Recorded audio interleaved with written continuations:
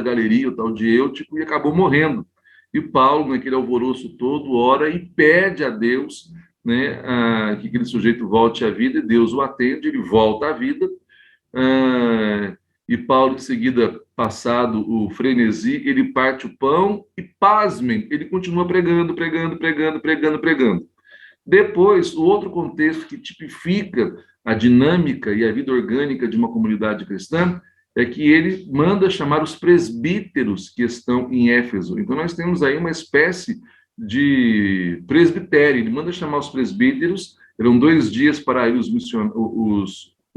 que levavam o convite, 2 dias para virem os presbíteros. São Paulo ficou 4 dias ali, certamente descansando, preparando-se para a viagem, e no 4º dia chegam os presbíteros.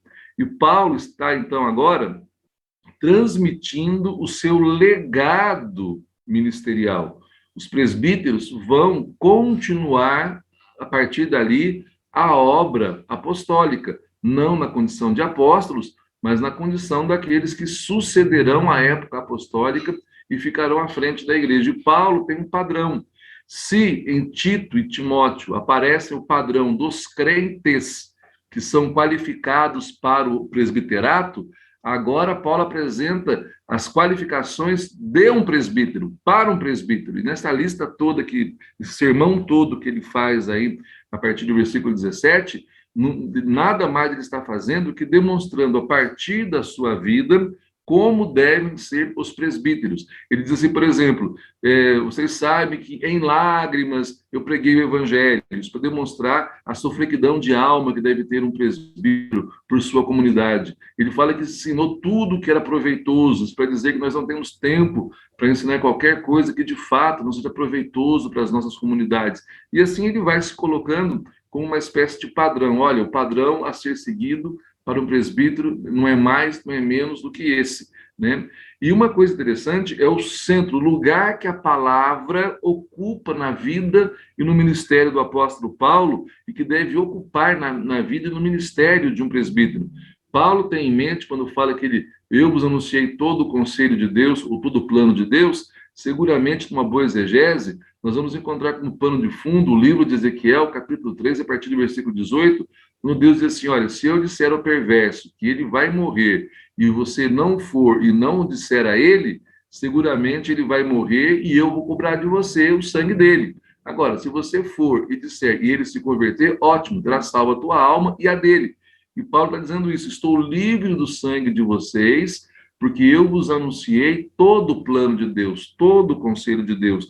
Ou seja, Paulo foi alguém que não teve nem doutrinas preferenciais, nem ensinou desequilibradamente a palavra de Deus, mas também não negociou o evangelho, não tornou mais palatável, não tornou mais acessível, não fez com que o evangelho coubesse na medida da vida das pessoas, mas anunciou o evangelho que forçava as pessoas a viverem a vida pela medida exigente do evangelho. Ou seja, Paulo foi um pastor politicamente incorreto. Na verdade, Paulo foi um pastor, digamos assim, do ponto de vista daquilo que as pessoas esperam da religião, esperam, muitas vezes, do evangelho, absolutamente antipático. O fato de ele anunciar todo o evangelho de Deus significa que ele não escondeu nem as censuras, nem as admoestações, nem as chamadas de atenção, nem deixou de acender a luz vermelha muitas vezes sobre os pecados. Na verdade, o Paulo foi alguém que apresentou o evangelho que põe o dedo na ferida do homem orgulhoso, porque a religião é tudo que o homem quer. Religião é diferente do evangelho. Religião é aquilo que acomoda em nossa vida, religião é aquilo que abençoa a nossa zona de conforto, religião é aquilo que permite que nós tenhamos vidas capituladas pelo mundo e pela cultura dominante. Religião é aquilo que, de alguma maneira, exalta as nossas virtudes, como se fossem conquistas nossas, mas varre para debaixo do tapete a nossa imoralidade e os nossos pecados, como se fossem coisas que nós simplesmente podíamos viver com elas escondidas aqui e ali, sem que elas tenham algum peso ou relevância, né, ou que determinasse o curso de nossas vidas. Não. Paulo, ele simplesmente escancara no Evangelho a podridão do homem, o seu pecado, as suas contradições, as suas idiosincrasias, e aponta para a graça e para Cristo como os únicos suficientes que podem verdadeiramente fazer com que o homem experimente felicidade, completude, satisfação e tudo mais, e ao mesmo tempo golpeando mortalmente, né, o homem velho, o orgulho, a jactância, a autojustificação, a autocomiseração e assim por diante. Onde eu quero chegar com isso?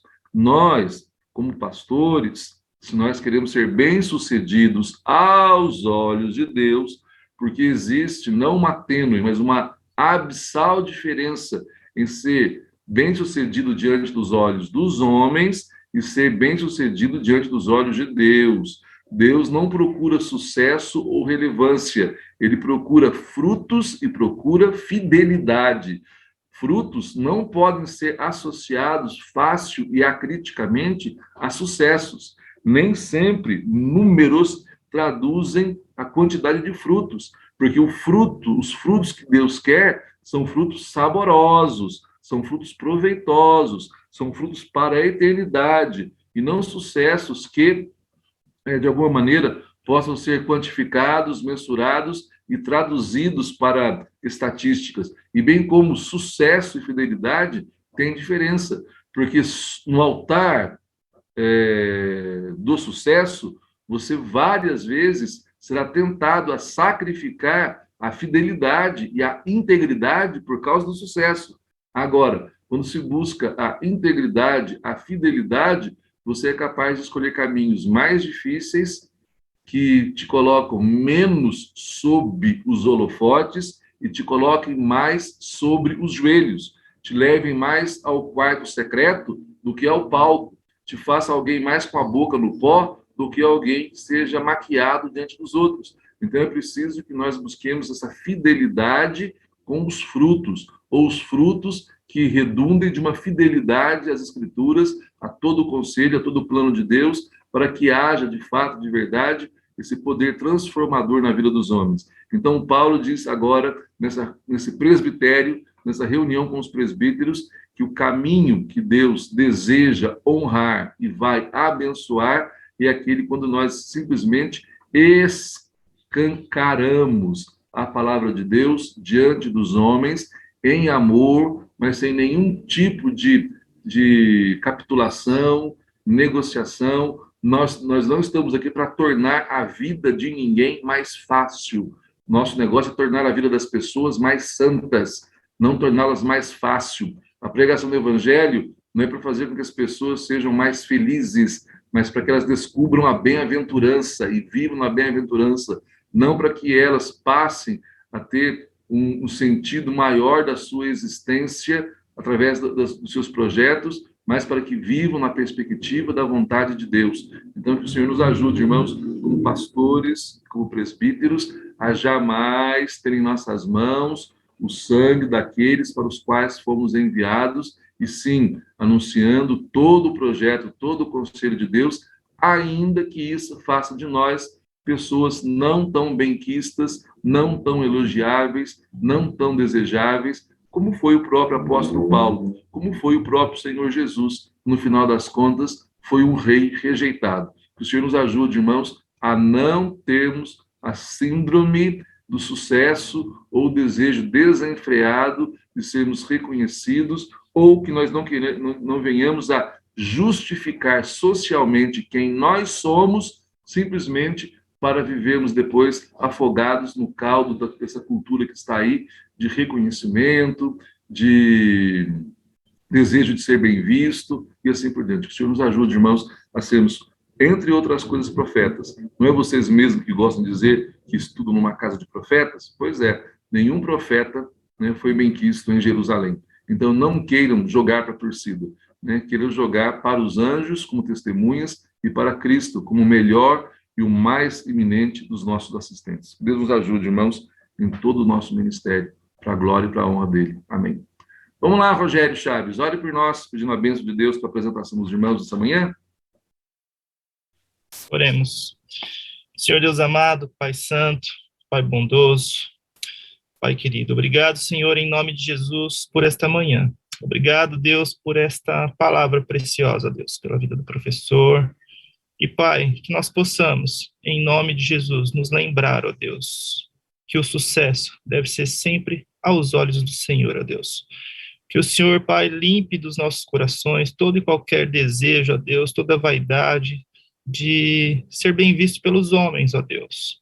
E que nós possamos, ó Deus, ser fiéis ao Senhor. Que nós possamos, ó Deus, obedecer a Tua palavra todos os dias, ó Pai. Que o Teu Santo Espírito, ó Deus, ilumine, ó Deus, os nossos corações, mostrando, ó Deus, nossas falhas, os nossos erros, e que nós possamos caminhar de acordo com a Tua palavra, Deus. Pai, em nome de Jesus, que o Senhor abençoe esta aula dessa manhã, os demais professores que também darão aula, e que, Pai, nós possamos ser transformados a cada dia pelo poder da Tua palavra. Oramos agradecidos. Em nome e pelo amor de Jesus. Amém.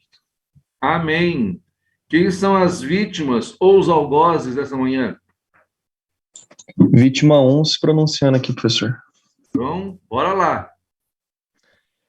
Bom dia a todos, professor, os alunos aí, meus colegas.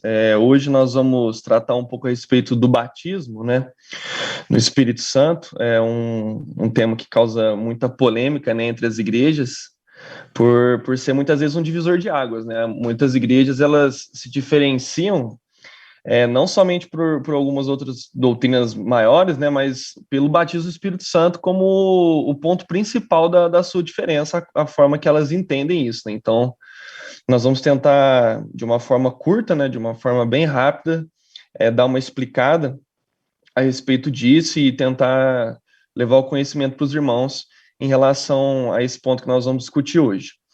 Antes de partir especificamente para a questão de qual preposição usar em relação ao Espírito Santo, se é no, com, pelo Espírito Santo, voltando um pouco mais para o sentido da palavra batismo, né, que é a definição que nós encontramos em relação a ela, o termo batismo, né, baptizo, do grego, ele tem algumas conotações que às vezes implicam um pouco nessa parte da confusão que trazem para as pessoas. Que sentido? Se a gente olhar o termo baptizo, né, ele pode ser colocado como 3 pontos, assim, né, que vão destrinchar as características que ele é aplicado. Ele pode ser entendido como mergulhar repetidamente, imergir, submergir, no sentido de como algo que é submergido, né, de algo que afundou, né, ou seja, uma embarcação, algo do tipo. Você se limpar, né, mergulhando, submergindo algo, lavar, tornar limpo alguma coisa com água, lavar-se, tomar banho, e por último, submergir de novo. Ou seja, o baptizo, né, esse termo, ele tem essa ligação com algo que é lavado realmente, com algo que passa pelas águas, né, como as pessoas gostam de mencionar, que devido a esse processo é entendido como algo que agora é limpo, né? E aí, nesse primeiro ponto já, né, que é o significado do termo, muitos já entram em discussão a respeito se é por aspersão, efusão, por imersão, pelo termo que é colocado aqui que a gente encontrou, né, no dicionário grego, para definir o significado da palavra. O que acontece? Ao longo de todo o Novo Testamento, a palavra baptizo, ela tem digamos assim, uma conotação que ela se liga com os termos relacionados à aspersão no Velho Testamento, ou seja, os momentos em que foram mencionados a palavra baptizo no Novo Testamento faziam ligação com o que era ocorrido, né, no Velho Testamento, quando era aspergido o sangue, né, quando o sacerdote aspergiu o sangue do sacrifício das pessoas, ou seja, então nós conseguimos fazer essa ligação entre o Novo e o Velho Testamento, o significado das palavras, quando elas começam a se comunicar, né, as partes tanto do Velho como do Novo Testamento. Saindo um pouco da questão do significado em si da palavra batismo, né, e a gente enxergando alguns trechos, né, que vão dar uma certa expressão para esse termo, o TT depois ele vai dar uma explicação melhor a respeito dos trechos, né, da Bíblia que falam a respeito do batismo, mas uma introdução rápida aqui. Por exemplo, o batismo em Marcos capítulo 1, versículo 4, diz assim: apareceu João Batista no deserto pregando o batismo de arrependimento para a remissão de pecados. Ou seja, o termo batismo, né, quando é empregado aqui em Marcos 1, do versículo 4, ele dá essa ligação, né, com a questão do arrependimento, que já é um outro problema que surge, causando uma certa distinção entre as igrejas. Alguns defendem que o batismo ele tem que ter como premissa que a pessoa se arrependa. Logo, uma criança, por exemplo, não poderia ser batizada porque ela não tem essa consciência de arrependimento. E os irmãos bem entendem como que isso causa diferenciação, né, entre aquilo que nós acreditamos e outras igrejas. Por outro lado, em Atos capítulo 2, do versículo 41 em diante, diz assim: então os que lhe aceitaram a palavra foram batizados, havendo um acréscimo naquele dia de quase 3.000 pessoas. Aqui nós já temos o batismo como uma marca, né, como um sinal que as pessoas estavam adentrando, fazendo parte de um povo, fazendo parte de um grupo específico, no caso, os cristãos. Então, o batismo não simplesmente significava um demonstrativo de arrependimento, de transformação de vida, mas demonstrava também que essa pessoa hoje fazia parte de um grupo, né, de um povo específico, o que muitos levantam como o que defende o batismo infantil, né, trazendo a criança como parte, como demonstrativo que ela faz parte do povo de Deus. Ou seja, tanto o termo batismo como o momento que ele é empregado na Bíblia, ele causa já distinções, né, em relação à forma que as pessoas encaram e elas defendem a forma correta de se batizar ou como ele tem que ser compreendido. Mas o foco nosso hoje aqui não é simplesmente o método que é utilizado para batizar ou a forma que ele é expresso, né, na Bíblia como um sinal de arrependimento ou como adentrar algum grupo específico. A relação que nós vamos trazer hoje aqui é o batismo no Espírito Santo, né, ou com o Espírito Santo, pelo Espírito Santo ou pelo Espírito Santo. Como assim, Nicolas? Se nós nos atentarmos para aquilo que é revelado para nós, né, por outras igrejas e até mesmo pela nossa, a forma que as preposições são empregadas, né, o no, o pelo, com, o Espírito Santo, né, são preposições que muitas vezes elas têm um valor maior do que deveriam ter, ou muitas vezes elas perdem totalmente o seu valor. Como assim? Algumas pessoas elas acham que esse tipo de discussão não leva a caminho nenhum, porque, na verdade, o intuito que a pessoa está querendo mencionar esse batismo é o mesmo. Eu fui batizado pelo Espírito Santo ou com o Espírito Santo, mas, na verdade, eu quero dizer que eu tive uma transformação de vida, e aí a pessoa ela não liga tanto para o sentido das preposições. Outros que já gostam mais de defender, né, o significado que essas preposições podem trazer, já deixam claro que, se você é batizado pelo Espírito Santo, significa que o Espírito Santo é um agente. Se você foi batizado no Espírito Santo, é como se ele fosse o local onde isso ocorreu, né? Então, assim, as pessoas, elas muitas vezes não conseguem se definir se elas querem defender as preposições, como são utilizadas, ou não. Partindo desse princípio que as preposições têm o seu papel, nós enxergamos que entre os pentecostais e os não pentecostais existe uma diferenciação entre a utilização desses termos. Por exemplo, os pentecostais defendem que o Espírito Santo, como nós podemos enxergar ao longo da história, né, pela ótica dos pentecostais, né, do reavivamento da Rua Azusa, que foi onde eles, de certa forma, tiveram, na sua visão, né, um novo Pentecoste, o Espírito Santo foi derramado mais uma vez sobre eles.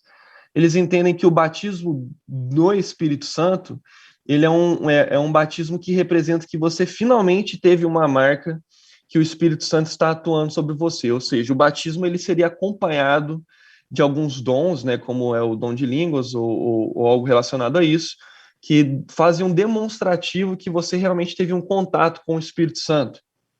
Por outro lado, os não pentecostais, né, os que são de linha mais reformada, ou de igrejas históricas que não acreditam nessa linha, né, desse novo Pentecoste, desse novo derramamento do Espírito Santo, eles defendem uma outra utilização das preposições em relação ao batismo, que poderia ser o batismo pelo Espírito Santo ou com o Espírito Santo, no qual, na verdade, o batismo sendo entendido como um sinal de arrependimento, transformação de vida e esse adentrar a um novo grupo, você, na verdade, tem o Espírito Santo não como algo que você vai imergir e sair dele com algum dom específico, mas é um sinal de que o Espírito Santo causa primeiramente essa vontade de você se arrepender, causa primeiramente digamos assim, esse start, né, para você ter uma nova vida.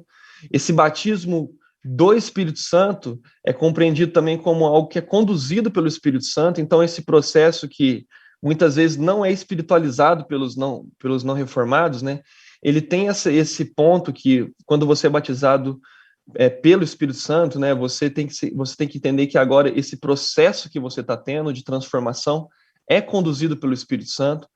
Então, assim, esses termos, né, que nós utilizamos para definir o batismo no Espírito Santo, eles, pelas preposições, já causam diferenciação.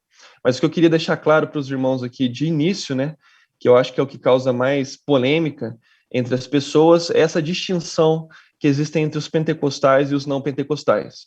Os pentecostais entendendo que o batismo no Espírito Santo, na verdade, é um sinal que ele vem, como consequência desse sinal, vem o ganhar de dons, né? Você receber alguns presentes do Espírito Santo que concretizam que isso realmente aconteceu.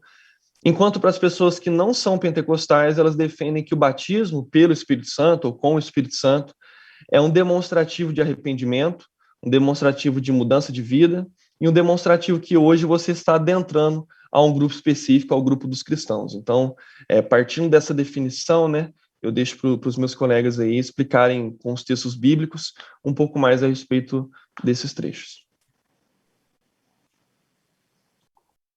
Bom dia a todos. Eu vou começar a falar então acerca de alguns textos que a gente vai trabalhar aqui. A gente dividiu em duas partes. Eu primeiramente vou falar textos que tratam acerca do batismo em si, antes da vinda de Jesus e após a vinda, morte e ressurreição de Cristo. E após, o Mateus também falará acerca de alguns textos um pouco mais diretos nessa questão de batismo no Espírito Santo. Então, para a gente começar, eu vou abordar alguns textos que trabalham primeiramente antes da vinda de Jesus, quando João Batista, ele então começa a sua pregação de arrependimento e de mudança de vida. A gente vê nos evangelhos a contagem, né, da história, de toda a sua preparação, sua ida ao deserto, e então, quando ele começa a pregar para, naquele caso, naquele contexto, os judeus, e então, muitas pessoas se arrependendo vinham até o seu encontro para serem batizadas. Então, por exemplo, a gente pode ver um dos textos dos evangelhos em Mateus 3, a partir do versículo 4, a partir do versículo 5, vamos ler juntos aqui, relatando justamente este fato dos judeus que se arrependiam com a pregação de João Batista, vindo até o seu encontro para, então, um batismo. Diz assim, Mateus 3, versículo 5. Então, os moradores de Jerusalém, de toda a Judéia, de toda a região em volta do Jordão, iam até onde ele estava, e confessando seus pecados, eram batizados por ele no rio Jordão. A gente percebe que, até que mesmo seguindo essa leitura, muitos vinham ao encontro de João Batista, mas até mesmo os fariseus e saduceus vinham ao seu encontro, e João Batista questionou eles e até confrontou. Mas o fato é que aqui, antes de Jesus vir, de fato, e começar o seu ministério terreno, a gente vê um batismo que representava um sinal exterior de arrependimento, mas que preparava para um caminho que ainda viria a acontecer, que era a vinda de Jesus. Então, ele difere um pouco do batismo que vai ocorrer, né, e eu já vou falar um pouco dele, após a descida do Espírito Santo, após o momento de Pentecostes. Então, por exemplo, a gente vê também o texto que cita esse momento em que algumas pessoas eram batizadas, né, no batismo de João para arrependimento, lá em Atos 19 também vai trabalhar justamente acerca desse período de tempo. Então, a partir do versículo 1 até o 4, Paulo, quando está em Éfeso, vai trabalhar, então, justamente essa questão, falando o seguinte: aconteceu que, enquanto Apolo estava em Corinto, Paulo, tendo passado pelas regiões mais altas, chegou a Éfeso, encontrando ali alguns discípulos. Perguntou-lhes: vocês receberam o Espírito Santo quando creram? Ao que eles responderam: pelo contrário, nem mesmo ouvimos que existe o Espírito Santo. Paulo então perguntou: então, que batismo vocês receberam? Eles responderam: o batismo de João.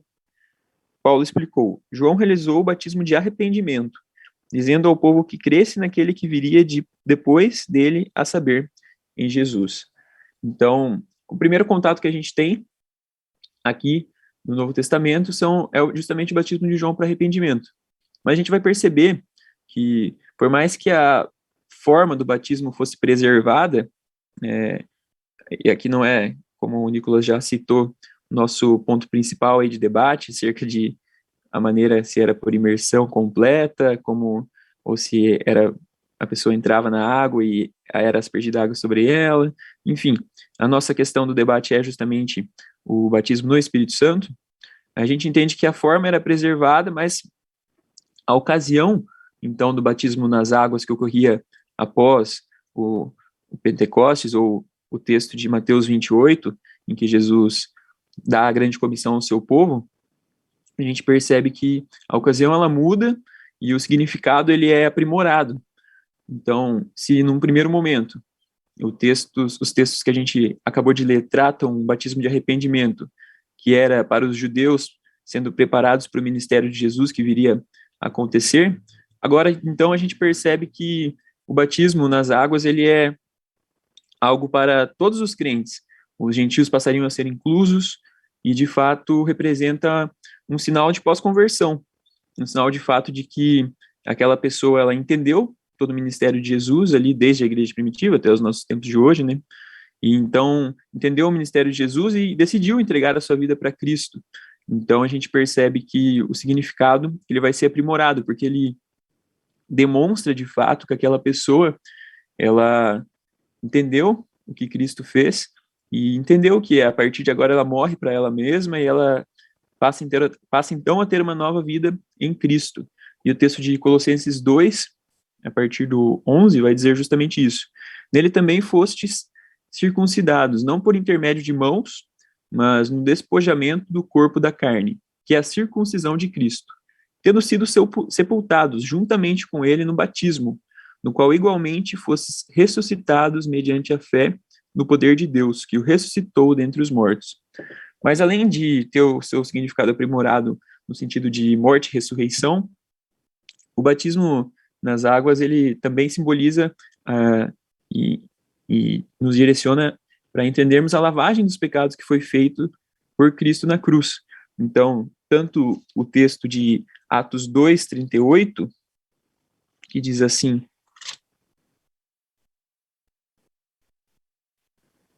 Pedro respondeu: Arrependam-se e cada um de vocês seja batizado em nome de Jesus Cristo, para a remissão dos seus pecados, e vocês receberão o dom do Espírito Santo. Quanto o texto de Atos também 22:16, que diz: E agora o que está esperando? Levante-se, receba o batismo e lave os seus pecados, invocando o nome dele. Ambos os textos apontam, então, que na nossa vida como cristãos, e o batismo apontando para uma nova vida em Cristo Jesus, os nossos pecados eles são perdoados em Cristo Jesus. Então é um significado aprimorado do que acontecia no batismo de arrependimento de João. E por último, acho que o Nicolas até citou, da mesma maneira aponta também para o batismo a partir do ministério de Jesus, aponta para a identificação pública do cristão, né, dentro do corpo de Cristo.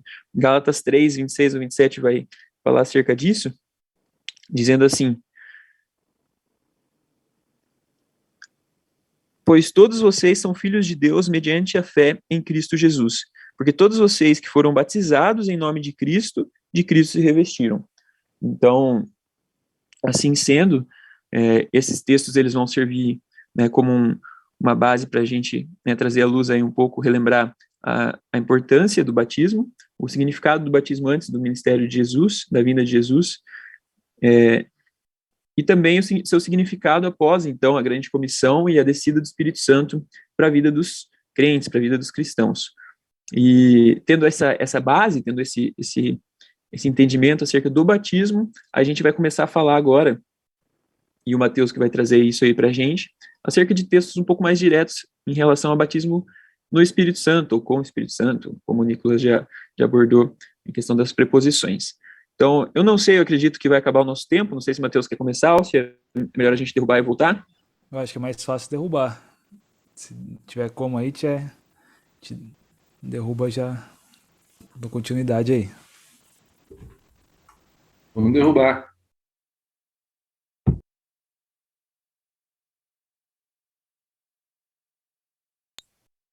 Bora, Thierry.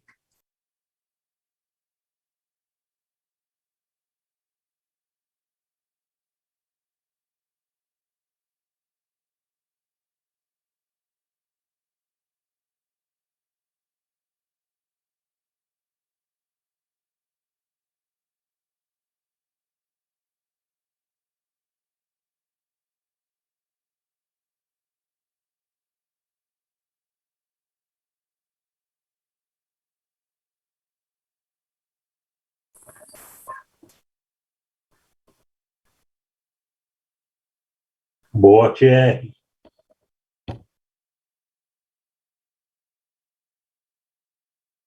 Bora tomar um cafezinho, né, Josi? Aproveitar. É de lei, né?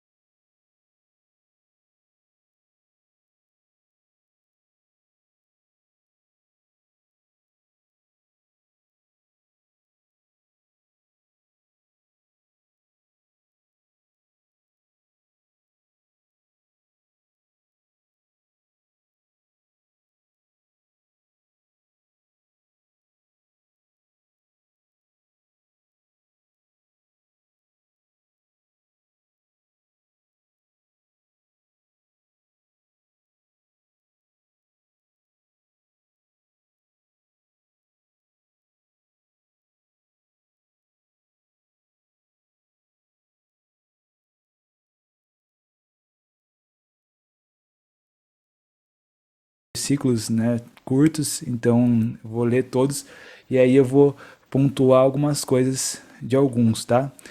O primeiro texto que trabalha um pouco mais essa ideia, né, do batismo ali é em Mateus 3:11, né? O Lucas ele leu um pouquinho antes, mas depois o próprio João vem falar a respeito disso, que ele diz o seguinte: eu vos batizo com água para arrependimento, mas aquele que vem depois de mim é mais poderoso do que eu, cujas sandálias não sou digno de levar. Ele vos batizará com o Espírito Santo e com fogo.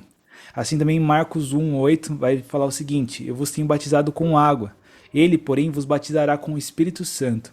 Lucas 3,16 disse João a todos: eu, na verdade, vos batizo com água, mas vem aquele que é mais poderoso do que eu, do qual eu não sou digno nem desatar as correias das sandálias. Ele vos batizará com o Espírito Santo e com fogo. E João 1,33: eu não conhecia, aquele, porém, que enviou a batizar com água me disse: aquele sobre quem vires descer ou pousar o Espírito, esse é o que batiza com o Espírito Santo. Atos 1:5 diz: porque João, na verdade, batizou com água, mas vós sereis batizados com o Espírito Santo, não muito depois desses dias. Atos 11:16 diz: então me lembrarei da palavra do Senhor, quando disse: João, na verdade, batizou com água, mas vós sereis batizados com o Espírito Santo. E 1 Coríntios 12:13 que diz: pois em um só Espírito todos fomos batizados em um corpo, quer judeus, quer gregos, quer escravos, quer livres, e a todos nós foi dado de beber de um só Espírito. Pode passar para mim, fazer um favor, Clevin? Aqui a gente vê, né, conversou um pouco ali com o Lucas a respeito de João Batista. E João Batista, o primeiro texto que eu li, que foi ali Mateus 3:11, ele diz o seguinte: eu vos batizo com água para o arrependimento, mas aquele que vem depois de mim é mais poderoso do que eu, cujas sandálias não sou digno de levar. Ele vos batizará com Espírito Santo e com fogo. E é interessante que aqui João vai dar testemunho daquele que viria batizar com o Espírito Santo e com fogo, mas ele esclarece isso um pouquinho para frente, né, no versículo 12, dizendo que assim, a sua pá ele a tem na mão e limpará completamente a sua eira. Recolherá o seu trigo no celeiro, mas queimará a palha em fogo inextinguível. Então a ideia aqui, nesse batismo aqui que o João começa a mostrar é que haveria dois batismos, né, no sentido de que um com o Espírito Santo, né, que trabalharia a questão da salvação do cristão, que seria aquela questão que ele trouxe no 12, de guardar o trigo. Mas também um outro que é com fogo, mas aí se refere mais à condenação, né, de queimar a palha de fato. Então a gente vê aqui já uma distinção. Só que quando nós vemos ali em Atos 1:8, que é um texto bem conhecido, que diz que mas recebereis poder ao descer sobre vós o Espírito Santo, e sereis minhas testemunhas, tanto em Jerusalém, como na Judéia, Samaria e até os confins da terra, a gente vê que há uma promessa, né, de Jesus ali para os seus discípulos, mostrando que haveria ali o tempo onde desceria sobre eles o Espírito Santo. E é interessante que, para nós, assim, a ideia do batismo com o Espírito Santo é quando, na verdade, o Espírito Santo vem sobre ali a igreja, sobre os cristãos. E aqui no livro de Atos, ele vai fazer uma progressão, um avanço. Primeiro, a respeito de Jerusalém, né, na Judéia, quando em Atos 2, no Pentecostes, desce ali o Espírito Santo sobre ali os discípulos. Só que em Atos 8, né, depois ali do começo da perseguição, ali com Felipe em Samaria e tal, ali acontece, então, um novo, né, batismo. Então, depois com os gentios lá em Atos 10 e 11. Depois um caso mais específico ali em Atos 19, que acho que, se não me engano, o Lucas leu também. Mas a ideia é que houve uma progressão, houve um avanço, seja dos judeus, de Judéia, né, Samaria, depois dos gentios, né, que seria até o confim da terra. Então, a ideia aqui do batismo do Espírito Santo, no livro de Atos, é esse avanço. Kuyper, ele vem falar isso, ele vem dizer assim, é evidente que o derramar do Espírito Santo não foi limitado ao dia de Pentecostes, né, em si, em Atos 2, mas que se repetiu depois de uma forma modificada e mais fraca, mas ainda extraordinariamente, como no Pentecostes. Ele usa uma ilustração que eu queria falar para vocês, né? Não sei se eu vou saber explicar tão bem quanto ele conta, mas a ideia é que se nós formos olhar ali para o batismo, né, na verdade para o Espírito Santo em si, ele vem apontar que nós éramos como se casas separadas, com reservatórios de água para cada um, né, com cisternas para cada um. Só que depois que veio Cristo, Jesus, todas essas casas elas tiveram o mesmo abastecimento, né? Um reservatório unificado ali, para que todos pudessem, então, fluir da mesma fonte, do próprio Jesus. Só que ele mostra que havia duas cidades, uma alta e uma baixa. Então é como se a torneira, né, o Espírito Santo fosse derramado ali, fosse aberta, e ali o reservatório começasse a encher, mas ele pegasse primeiro a cidade baixa, e depois, então, ele chegaria na cidade alta. Mas a intensidade da cidade baixa seria muito maior, né, no sentido daquilo que era o primeiro, mas depois o reservatório ia enchendo, ia chegar na cidade alta, mas agora não na mesma intensidade. E essa é a ideia que Kuyper trabalha, a questão do derramamento, né, do batismo ali do Espírito Santo, durante o livro de Atos, sendo ele uma progressão, né, em Jerusalém ali na Judéia, depois em Samaria e até os confins da terra lá com os gentios, na casa de Cornélio, né, com Pedro, sim, mostrando que teve ali um evento extraordinário, né, todos na verdade foram, mas que teve um grande evento em Atos 2, depois tiveram alguns eventos um pouco mais específicos, né, mas era a ideia aqui mostrar não só um avanço, mas mostrar a inclusão dos gentios ali também participantes da promessa que Jesus tinha estabelecido lá em Atos 1. Stott, ele também trabalha, ele argumenta essa expressão, ele fala isso a respeito da expressão do batismo com o Espírito Santo. Ele fala que é equivalente à expressão o dom do Espírito Santo, que se refere de fato a uma experiência iniciatória do qual participam todos os que se tornam cristãos. A ideia então é que o batismo aqui com água, né, igual acho que foi o Nicolas ou o Lucas, eu não me lembro, que falou a respeito disso, é uma iniciação, né, é um rito público de introdução à igreja, ao corpo. Mas a ideia do Espírito Santo também esse dom de Deus, esse dom do Espírito Santo, que é a iniciação, de fato, do cristão pertencer ao corpo, né, ele se tornar um cristão de fato quando o cristão recebe o Espírito Santo. E, Clevin, pode passar para o último slide? que lá em 1 Coríntios 12, 13, ele fala assim: pois em um só Espírito todos nós fomos batizados em um corpo, quer judeus, quer gregos, quer escravos, quer livres, e a todos nós foi dado de beber de um só Espírito. Aqui, no 1 Coríntios, é a única vez que aparece nas cartas a respeito desse batismo, né, com o Espírito Santo, mostrando que Paulo talvez não tinha muito interesse em falar disso, porque já era algo ali do qual os cristãos estavam habituados, no sentido que eles já eram pertencentes desse batismo, né? Então, o batismo já veio sobre eles. Então, tem uma diferenciação, né, a respeito dessa definição do livro de Atos, desse entendimento do livro de Atos.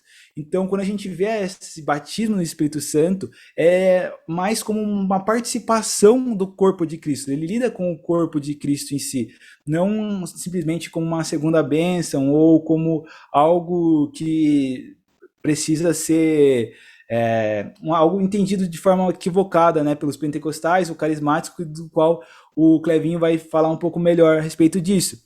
Mas pode passar, Clevinho. Que a ideia aqui que a gente pode perguntar para os nossos dias é se o batismo de fato com o Espírito Santo é sempre uma exigência como o de Atos, né? Se é o mesmo batismo que o pessoal de Atos recebeu, é o mesmo batismo que nós recebemos. A ideia é que não na forma como eles receberam, né? Nesse sentido mais extravagante, né? Mais intenso, porque aqui é o entendimento a respeito do livro de Atos, não como um livro que é normativo, não um livro ali onde está mostrando a forma como vai acontecer com todos, mas de um livro descritivo, mostrando ali os acontecimentos que aconteceram ali e como isso foi se desdobrando na história da igreja e como isso se influencia na nossa vida. Então é a ideia da progressão de tantos judeus ali, depois os gentios, a ideia de Jerusalém, depois Samaria e até os confins da terra, sendo co-participantes da promessa do Espírito Santo e recebendo o Espírito Santo para que possam fazer parte de fato do corpo de Cristo. Recebendo o Espírito Santo, o batismo no Espírito Santo é de fato participar do corpo de Cristo e ele acontece na conversão. E o Clevinho agora vai falar um pouco mais, né, a respeito disso, só que ele vai trazer um pouco mais para a parte contemporânea e das diferenciações. Bom, pessoal, bom dia, professor, bom dia, amigos e irmãos. Há algumas propostas interpretativas, né? Nós vamos falar dos pentecostais, dos carismáticos e dos cessacionistas, né?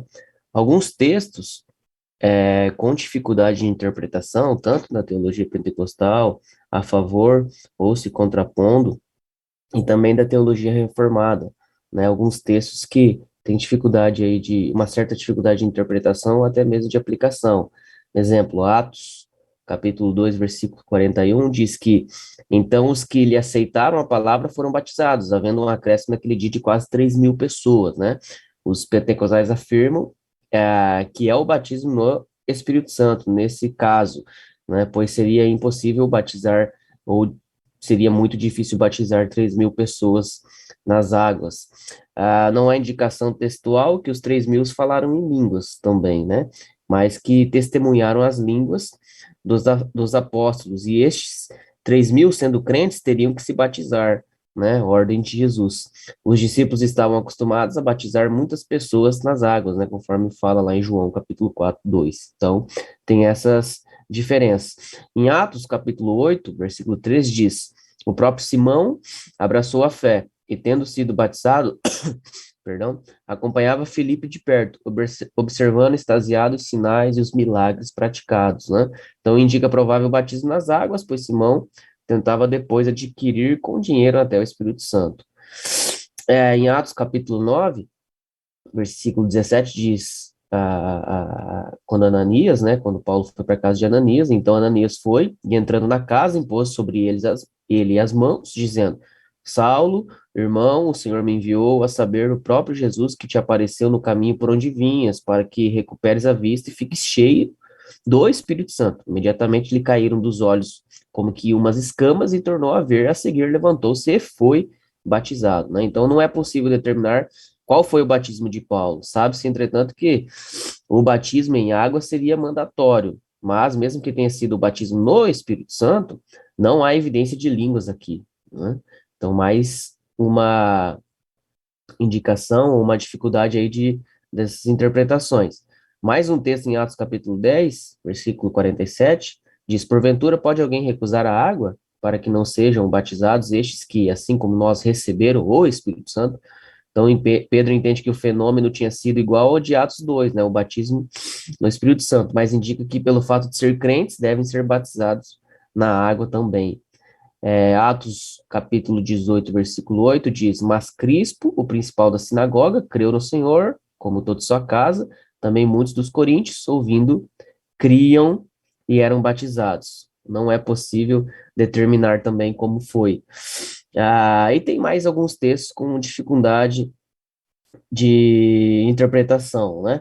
Só para nós falarmos essas diferenças aí da teologia reformada e da pentecostal. Agora, dentro do pentecostalismo, com o passar dos anos, isso foi cada vez ficando um pouco mais confuso, ao meu ver, né? Porque alguns eventos históricos proporcionam a possibilidade de salvação do homem, né? Dado a esses dons, a essa evidência do Espírito Santo na vida da pessoa a partir do momento que ela está exercendo algum dom, algum grau da fé, né? Algumas condições pelas quais a pessoa deve passar para realmente se definir cristã ou usada pelo Espírito Santo ou até mesmo salva, né? Então, por exemplo, dentro do pentecostalismo nós temos, se podemos ver, essa doutrina do batismo como até uma segunda bênção, né? E aí eles usam o uso de Atos, capítulo 2, do versículo 1 a 4, que diz que ao cumprir-se o dia de Pentecostes, estavam todos reunidos no mesmo lugar, de repente veio do céu um som como de um vento impetuoso, encheu toda a casa onde estavam sentados, e apareceram distribuídas entre eles línguas como de fogo, e pousou sobre cada um deles, todos ficaram cheios do Espírito Santo, e passaram a falar em outras línguas, né? Então, a partir do momento que o Espírito Santo vem, é que eles começam a falar em outras línguas, né? Então, eles aplicam isso a um processo de salvação. E também no capítulo 8 de Atos, desde o versículo 14 ao 17, vai dizer: ouvindo os apóstolos que estavam em Jerusalém, que Samaria recebera a palavra de Deus, enviaram-lhe Pedro e João, os quais, descendo para lá, oraram por eles para que recebessem o Espírito Santo, porquanto não havia ainda descido sobre nenhum deles, mas somente haviam sido batizados em o nome do Senhor Jesus. Então, lhes impunham as mãos e recebiam o Espírito Santo, né? Então, aqui deixa claro, entre aspas, podemos dizer, esse processo de salvação. Então, os eventos de Atos fazem parte desse processo de salvação e deveriam se repetir na vida de todos os crentes, né? Então, essa doutrina do batismo como segunda bênção, a gente pode dizer que revestimento de poder dado aos crentes que buscam fervorosamente os dons, principalmente o falar em línguas, né, como evidência. Então, se o cara tem o Espírito Santo, se ele fala em línguas, né, é uma evidência que ele tem o Espírito Santo. Cara, isso na prática é muito confuso, porque eu que já fiz parte, principalmente, né, você fica dentro da igreja como um crente, e a Bíblia não dá sinal que existem dois tipos de crente, você fica na igreja como se tivesse níveis e hierarquias para você ter mais do Espírito Santo, né? Então, alguns crentes teriam um revestimento especial de poder e outros apenas seriam crentes, né? Crentes normais. E a Bíblia ensina que o falar em línguas não era para todos os crentes, em 1 Coríntios 12, capítulo 30. Já no Novo Testamento, por exemplo, né? Assim como o Mateus falou que Paulo não dava muito a essa ênfase, por exemplo, de se falar do batismo, né? E não há na Bíblia a indicação de duas classes de crentes, né? Mas um corpo, uma família, tá? Agora, passando um pouco para os carismáticos, eles não compreendem o batismo no Espírito Santo como segunda bênção, né? Atos é um livro histórico, e 1 Coríntios é um texto e um contexto normativo. Eles afirmam a atualidade dos dons, as línguas, as profecias, os milagres, os prodígios, etc., distribuídos como Deus, distribuídos por Deus como lhe apraz, né? Como Deus quer abençoar e entregar ao seu povo para serviço da igreja. Alguns entendem que as línguas são como idiomas e outros entendem as línguas como espirituais, aquelas línguas dos anjos, quando Paulo fala ainda que se eu falasse a língua dos homens e dos anjos, usando, né, uma analogia nesse sentido, mas não dizendo que realmente existe uma língua dos anjos. Então, não há uma conformidade e é difícil identificar até mesmo uma denominação plenamente carismática, né? É difícil identificar uma denominação, essa é carismática. Alguns movimentos neopentecostais, por exemplo, são carismáticos. E depois dos carismáticos, o último ponto, os cessacionistas, né, eles veem o Atos como um livro histórico com diversas situações que não se repetem, nem na vida dos apóstolos, que foi algo para o tempo específico, né, ali de Pedro, onde se reuniram, onde as pessoas foram convertidas, 3.000 pessoas, para o início da igreja, para na história da igreja ter uma repercussão, um crescimento e uma continuidade, mas são coisas que são tipo palavra rema, que acontece em uma vez e não se repete, e não tem uma obrigatoriedade de se repetir, né, ou de ter uma segunda bênção, ou de ter uma segunda vez, como está ali no mesmo evento, né? Atos é claramente um momento de transição entre o Antigo Testamento e o Novo Testamento, os discípulos sem o Espírito e depois com o Espírito. Os cessacionistas pensam dessa forma. Um dos motivos também, o objetivo de Atos é narrar eventos do estabelecimento da igreja, né, como eu falei, e é a continuidade de um relato que não se propõe a ser um manual doutrinário, né, por si, mas um relato fidedigno de como a história da salvação, desde a vida de Cristo, teve o seu processamento, a sua continuidade. Em Corinto, por exemplo, Paulo considera todos os crentes batizados, em 1 Coríntios 12:13, mas afirma claramente que cada um tem o seu dom, e que nem todos falam ou vão falar em línguas, né? Então, também existe essa diferença entre o pentecostalismo, o carismático, e o cessacionismo, né, ou cessacionista. Há eventos únicos que não se podem, que não se repetem ou não se podem repetir na história de cada crente, mas que compõem o processo histórico de expansão e afirmação de Cristo. Então, se a gente olhar o plano da redenção, a Bíblia, a história do cristianismo, de geração em geração, pela história toda, existe tempo, né, para todas as coisas e ocasiões na qual coube a Deus fazer certos eventos para o crescimento da igreja, né, mas que isso, os sensacionistas acreditam que não deve se repetir ou não tem obrigatoriedade de se repetir. Então, e aí, esses eram os 3 tópicos, né, de propostas aí interpretativas com relação ao batismo. Por exemplo, definição de batismo no Espírito Santo. Pentecostal, segunda bênção. Cessacionista, ingresso no corpo de Cristo. E o carismático, segunda bênção ou ingresso no corpo. Em Atos 2, para o pentecostal é normativo, para o cessacionista é histórico, para o carismático é histórico.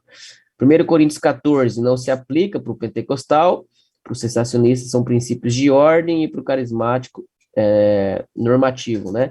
A história sem dons, para o pentecostal, as pessoas deixaram de buscar, né? Não zelaram, não buscam. Para o cessacionista, terminado o fundamento, dons espetaculares cessaram, né? Como ressuscitar mortos e outros. Carismático, nunca deixaram de existir, né? E o ponto fraco é que para o pentecostal justificar experiências diferentes dadas no Novo Testamento, buscando um apoio bíblico, né? Dado a novas revelações. O cessacionista é justificar a frieza e a ausência das experiências e interpretar 1 Coríntios 14. E o carismático estabelecer conexão histórica entre as práticas do Novo Testamento e as atuais. Então, hoje nós temos que ter muita, digamos, jogo de cintura para até ouvir coisas errôneas e totalmente, às vezes, tratadas com bobeira com relação ao falar em línguas, dado que já virou uma cultura por um movimento pentecostal ter crescido tanto, né? Ser visto na televisão e afins. E aí era isso, professor, as últimas propostas interpretativas. Eu ia falar que eu fiquei mais ou menos uns 6 anos, 5 anos aí falando em línguas, né, dentro de uma igreja pentecostal, mas os irmãos da classe não gostam e até vão tirar sarro depois, eu prefiro nem comentar. Muito bem. Assim, para nós fecharmos o assunto, em tese geral, quando você lê os grandes reformadores, isso já desde a época de Calvino para frente, mas passando pelos puritanos, porque existem 3 escolas dentro do período puritano, né? Tem a escola de John Owen, Thomas Goodwin e Richard Sides, e mais tarde a escola que já saindo do período puritano, mas ainda conservando muito do puritanismo, a escola de John Wesley, né, dos metodistas. Cada qual tem uma visão interessantemente complementar a outra, né? Quer dizer, não é que elas negam, mas elas evoluem no pensamento. Mas se você pegar dos pais da igreja, os que mais trabalharam com a pessoa do Espírito Santo, que são os pais capadócios, né? Os três ali da Turquia, Gregório e o Basílio. E você vem aqui até chegar em Kuyper, como foi citado aqui outro, a pergunta que os reformadores fizeram e o que os reformados fazem é a mesma pergunta que fizeram os pais da igreja. Antes de nós definirmos o que é batismo com o Espírito Santo, nós devíamos perguntar quando se dá o batismo do Espírito Santo, ou com o Espírito Santo, ou no Espírito Santo. Quando? Né? Antes de dizer o que ele é, temos que entender a sua fenomenologia, sua eventualidade. E parece-me que é um acordo entre os reformados que o batismo com o Espírito Santo ou no Espírito Santo se dá na conversão. Na medida que o homem recebe o evangelho com arrependimento para a vida e fé salvadora, esses dois conceitos são importantes, arrependimento para a vida e fé salvadora, nesse momento já existiu, já houve, já há o batismo do Espírito Santo, porque o batismo é essa profunda transformação de vida, levando o homem da incredulidade fatal para a salvação pela fé exclusiva e unicamente em Jesus Cristo. Isso é importante porque quando Jesus ascende aos céus, né? E por que eu estou falando ascende e não assunta? Porque, se você for ver no latim, assunção e ascensão são coisas diferentes. A assunção é subir pelo próprio poder, pelo poder de outro, e a ascensão é subir pelo próprio poder. Então, é o entendimento que nós temos que Jesus foi elevado aos céus, então, elevado aos céus no termo grego, como que ele tinha subido por força própria. Mas, independentemente dessas filigranas todas, quando Jesus, na sua ascensão, ele está conversando com os discípulos no Evangelho, o Evangelho é claro, e Jesus censura-lhes a incredulidade. Jesus censura a incredulidade. Ora, os apóstolos, os discípulos, eles criam em Jesus. Eles tinham um certo tipo de fé em Jesus. Eles foram chamados para fazer experiências com Jesus, mas talvez lhes faltasse tanto esse arrependimento para a vida, como essa fé salvadora. E no Pentecostes é isso que acontece de maneira intensa sobre eles, que é a mesma maneira que aconteceu já no Antigo Testamento, mas de uma maneira mais branda, mais localizada e mais direcionada. Em Pentecostes, nós temos o clímax desse acontecimento, e não quer dizer que ele não aconteça novamente, não acontece com aquelas evidências descritas, mas a sua realidade teológica, a sua realidade espiritual, a sua realidade, digamos assim, que está unida à obra redentora de Cristo, aplicando a alma, ela acontece na vida toda, o tempo todo, também numa forma mais abrandada que aquela, talvez uma forma mais forte que do Antigo Testamento, mas mais abrandada que de Pentecostes naquele dia. Então, quando nós podemos começar a falar do batismo com o Espírito, de batismo no Espírito? Podemos falar do momento da conversão de alguém, como alguém arrepende-se verdadeiramente e abandona amargamente o seu pecado, chorando-os e odiando-os. E quando alguém recebe a fé salvadora, na alegria da salvação dos santos, por receber o Novo Testamento, as boas novas do Evangelho, naquele momento há o batismo com o Espírito Santo, há essa bênção do Espírito Santo. Lembrando que, para nós reformados, dom do Espírito Santo não são presentes do Espírito Santo, coisas que ele nos dá. Para a maioria dos reformadores, o dom do Espírito Santo é a própria pessoa do Espírito Santo.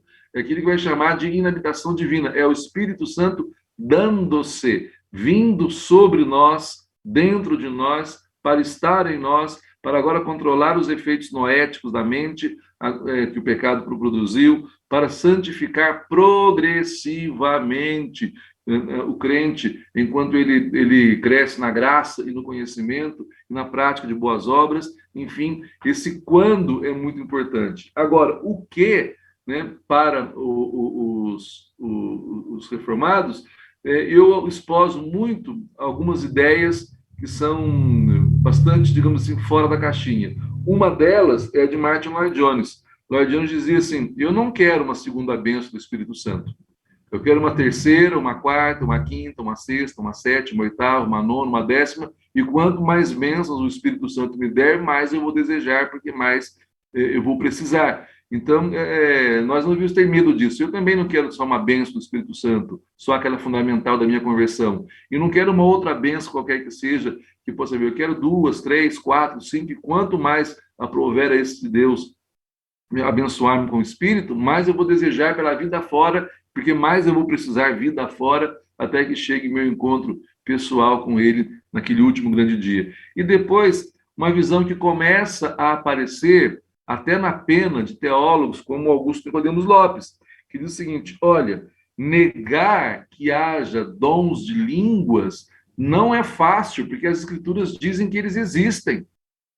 E não tem nenhum texto nas Escrituras que dizem que eles terminaram, que eles cessaram. Agora, para que haja veracidade nos dons de língua, é preciso que eles tenham exatamente a totalidade das Escrituras.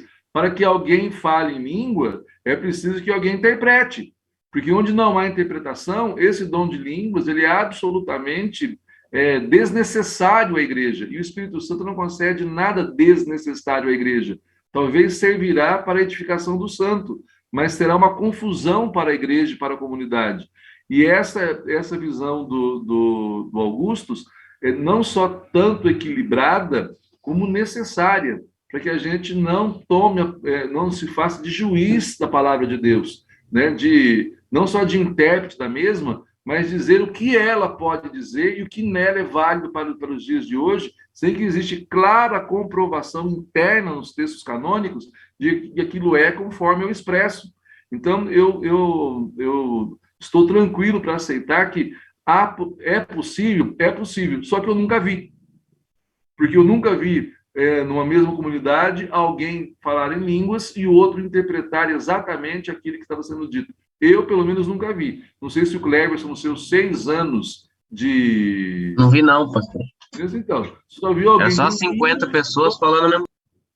Exatamente. E a Bíblia dá regras, né? Que 1 ou 2 ou 3 falem, mas um depois do outro, que haja intérpretes. As Escrituras dizem, não é só descritivo, isso também é normativo. Paulo está dando uma norma para a igreja. É assim que vai funcionar, né? Agora, se não existe isso, então há de se pensar que não é o Espírito Santo, porque o Espírito Santo, onde está a ordem, a graça, a beleza, a bondade, a verdade, e assim por diante, né? Esse A é com H do verbo haver, tá? Então, a verdade, a bondade, a beleza, e a harmonia, a paz, a decência, e uma série de outras coisas que a gente poderia falar aqui. Então, para nós, nessa manhã, lógico que cada um poderá desenvolver e deverá fazê-lo, né? Aqui não é um repositório de conhecimento, mas você recebe ideias seminais através das quais você depois torna o seu pensamento polissêmico, vai desenvolvendo o seu pensamento, né, e a sua própria teologia.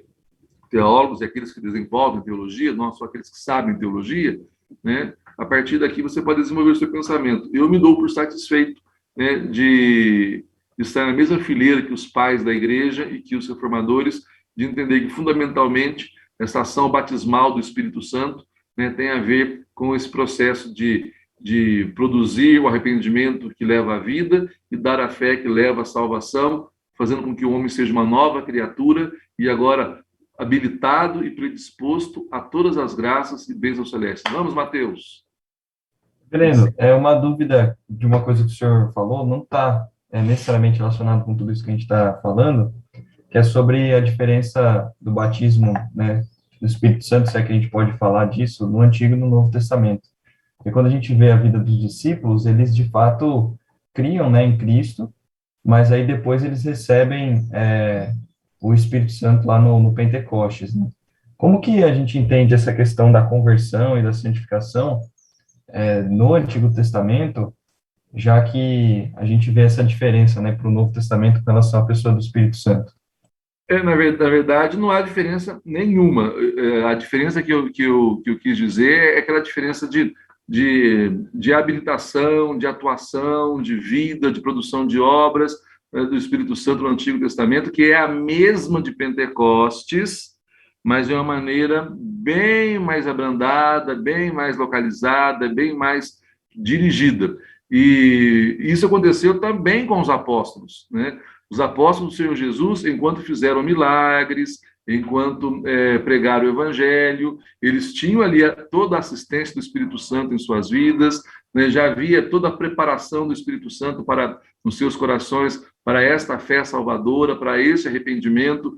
Não fosse assim, os apóstolos não teriam tido, por exemplo, a incapacidade de resistir ao mal, de expulsar demônios, de falhar e fracassar miseravelmente em áreas que mais tarde, uma vez salvos em Cristo, eles não vão mais repetir aqueles, olha, continuarão pecadores, mas aqueles erros crassos ou grosseiros, aquelas coisas não aparecem mais. Por quê? Porque agora, nova criatura, estando em Cristo, né, com as faculdades mentais, espirituais e morais completamente refeitas pela graça, já com o Espírito Santo agora operando neles a todo tempo, e o tempo todo, como acontece conosco, né, não chegaram à deserção fatal. Coisa que aconteceu com Judas Iscariotes, por exemplo, ele esteve, durante certo momento da sua vida e ministério, sob a claríssima influência do Espírito Santo, porque ele fez milagres, ele pregou o evangelho, ele falou de Jesus para as pessoas, alguém deve ter se convertido à luz daquilo que ele disse, ele esteve na missão lá quando os 70 ou 72 saíram. Tudo isso Satanás caiu do céu, fala Jesus, a pregação dos apóstolos, Judas estava no meio deles, mas essa presença, né, é a mesma quando aconteceu, por exemplo, com a falha de Sansão. Né? Sansão, durante um período da sua vida, que o Espírito vinha sobre ele, era capaz de obras portentosas. Mas, quando ele falhou, miseravelmente falhou, né, ele ficou destituído desse Espírito Santo, ele ficou tanto incapaz quanto inútil, né? Mas, na última oração, no último pedido, revestido de novo, visitado por esse Espírito, que o santificou, que o regenerou, que o salvou, naquele momento, foi o último dia de sua vida, né? Ali acaba a história dele, assim se repete com muitos outros patriarcas e profetas ao longo do Testamento. Não é uma ideia muito fácil de ser trabalhada, porque alguns de nós somos educados e aprendemos que o Espírito Santo é quase que um inexistente no Antigo Testamento. E, ao mesmo tempo, nós pensamos que as experiências dos homens do Antigo Testamento são experiências, digamos assim, insuficientes para a salvação. Não, o modo pelo qual eles foram salvos é o mesmo que o nosso, pela fé em Cristo. Eles em esperança e promessa, nós pela evidência, né, e pelo dom realizado. O Espírito Santo foi dado e agiu na vida deles exatamente dessa maneira que os conduzisse a Cristo e empoderasse, aparelhasse suas vidas, sem neles habitar, de maneira que eles fossem plenamente, digamos assim, cheios intensamente com o Espírito. Os crentes, né, recebem uma dádiva melhor. A carta aos Hebreus diz isso. Eles não foram salvos sem nós, para que nós experimentássemos um dom melhor que eles. A carta dos Hebreus diz, não sou eu que estou dizendo, a carta para que eles não experimentassem sem nós um dom melhor, porque o que nós experimentamos é um dom melhor do que eles. Porque Abraão, vai dizer Jesus, desejou ver esse dia que vós vedes, né? Pela promessa, de longe, ele viu e se alegrou, quanto mais os que vêm agora. Por exemplo, o tempo do Espírito é um tempo que é muito superior, não só em qualidade, mas em substância, em experiência, né, do que o tempo do Antigo Testamento. Muito melhor. Digamos assim que a sorte de um cristão salvo em Cristo, aqui estou citando Santo Agostinho, tá? A sorte de um cristão salvo em Cristo é muito melhor do que a de Adão antes da queda. Qual é a base de Agostinho para isso? O Espírito Santo, agora aqui. É forte essa frase, não é? A sorte de um cristão, de alguém salvo em Cristo, é muito melhor do que a de Adão antes da queda. Tenta imaginar a vida de Adão antes da queda. Nós a invejamos, mas na verdade quem tem motivos para invejar é ele. Porque o paraíso restaurado será muito melhor do que o paraíso criado, o original. Porque nesse não haverá serpente, no outro havia uma. Beleza? Não mas posso como eu não disse, pecar? é bom que a sua dúvida agora te impulsione a uma pesquisa mais profunda e melhor do que essa, do que nós fizemos aqui nessa manhã. Valeu? Valeu, professor. Obrigado, Pedro. Mais alguém que fala alguma coisa? Temos 1 minuto só. Então podemos falar bom dia, Deus abençoe, né?